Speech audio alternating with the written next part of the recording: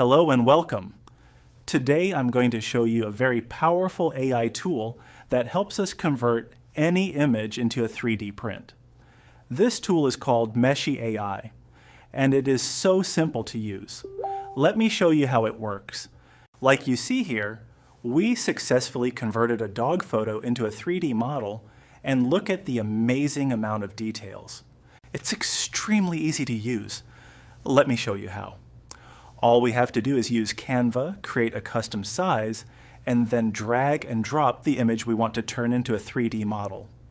Next, we stretch it to fit the page, use the Remove Background feature in Canva, and finally, save the image as a PNG. After saving it, we head over to this tool, select Image to 3D, and drag and drop our photo with the Remove Background. All that's left to do is click Generate and wait for about a minute. It's that easy to use.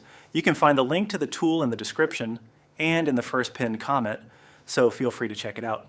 If you enjoyed this video, don't forget to like, subscribe, and hit the notification bell for more content. As you can see, the result is fantastic.